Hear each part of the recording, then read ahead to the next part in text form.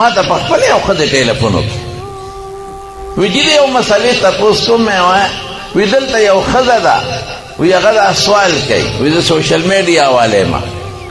یو ښځه سوال کوي چې یو سړي له څلور ښځې جایز دي په شریعت کې نو دا یو ښځې له څلور خاوندان ولې جایز نه دي مې هغه چې کومه ښځه دا سوال کوي ما سره مخامخ کا په ټیلیفون وي ما پرس کا مې خو بیا رسمتا کې دي که نه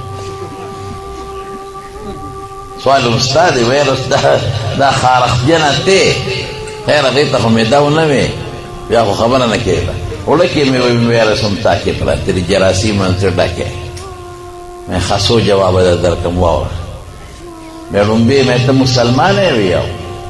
مې لومبې خو د خدای قرآن دا خبره کوي یو سړي دپاره څلور ښځې جایز دی یاره کې انصاف کولی شي او یوې ښځې له به یو میړې دوه بنې دا نمبر که مسلمان یې خو د خدای په دې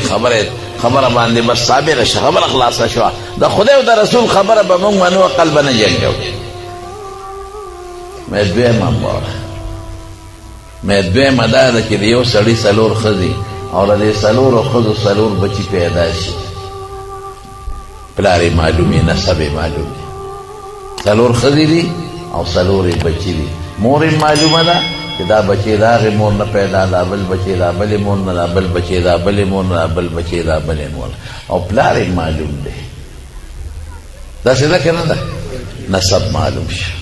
مور معلومه شو پلار معلوم شو او چې یو ښځه او څلور مړونه او بچی ته پیدا شو نو مور خو یې معلومه ده پلار یې څوک شو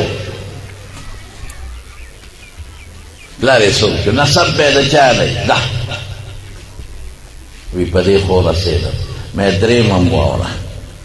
مې چې یو سړی وي او څلور یې ښځې او بچي ته پیدا شي نو میراث یې معلوم دی دغه مور در مور نه به میراث وړي او پلار یې معلوم دی د هغه نه به میراث وړي او چې یو ښځه او څلور خاوندانې وي نو مور خو یې معلومه ده میراث به وړي خو پلار یې کم یو دی د کم نه به میراث وړي وی دا خو مې ذهن واغېشته میں اس پیش ہوئی میں یو بل وی بس پیش ہو ماں میں نورے کا یو بل جواب دے بس وی مولی سے بل مو آیا میں بل دا تدا سے ویم چی عمر لبا یاد ساتے خدای کے سویلی دی اب من ټول منو بخبر ہو رسی